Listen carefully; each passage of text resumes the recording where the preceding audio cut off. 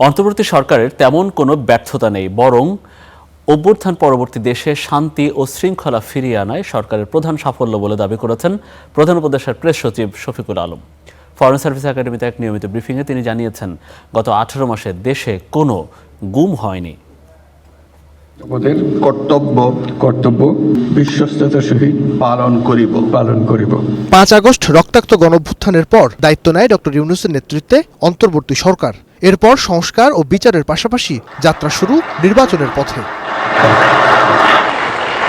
18 মাসের এই যাত্রায় সরকার যখন দায়িত্বের শেষ প্রান্তে, তখন প্রেস সচিবের দাবি, অভ্যুত্থানের পর দেশে শান্তি ও শৃঙ্খলা ফিরিয়ে আনাই এই সরকারের প্রধান সাফল্য। আমি মনে করি না এই গভর্নমেন্টের ব্যর্থতা তেমন একটা আছে। বাংলাদেশ এই গভর্নমেন্ট আমি মনে করি যা অ্যাচিভ করতে চেয়েছে তার 90% অ্যাচিভ হয়েছে। দেশে একটা পিস অ্যান্ড স্ট্যাবিলিটি ফিরিয়ে আনা হয়েছে।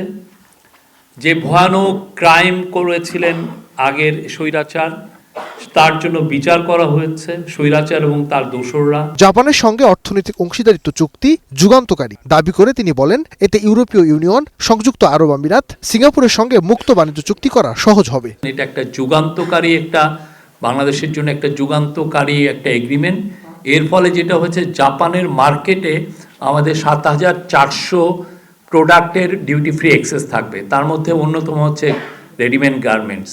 এর ফলে যেটা হবে যে আমাদের যারা এখানে ফ্যাক্টরি আছে তারা তো ওইখানে এক্সপোর্ট করতে পারবেন ডিউটি ফ্রি অ্যাক্সেসের মাধ্যমে।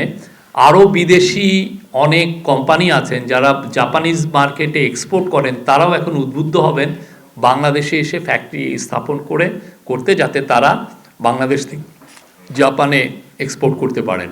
ফরেন সার্ভিস একাডেমির এই ব্রিফিংয়ে উঠে আসে বাংলাদেশের পররাষ্ট্র নীতিও। প্রেস সচিব জানান, আগে বাংলাদেশের পররাষ্ট্রনীতি একটি দেশের কাছে বর্গা দেয়া ছিল। 1.5 বছরেও ভারতের সঙ্গে সম্পর্ক স্বাভাবিক না হওয়ার পেছনে সেই দেশের গণমাধ্যমকে দায়ী করেন তিনি। বাংলাদেশকে নিয়ে তারা গত 18 মাসে আমি বলবো যে হাজার হাজার মিথ্যা নিউজ করেছেন। একটা দেশের মিডিয়া যে আর একটা দেশকে নিয়ে এত ভয়ঙ্কর রকমের মিস ইনফরমেশন ছড়াতে পারে, এটা আসলে আমাদের কোনো ধারণা ছিল না।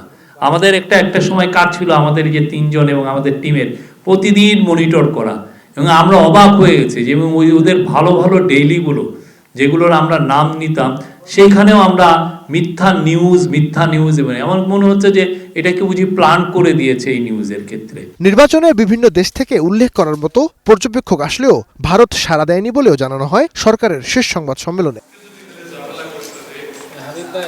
নাইম আবির, স্টার নিউজ, ঢাকা।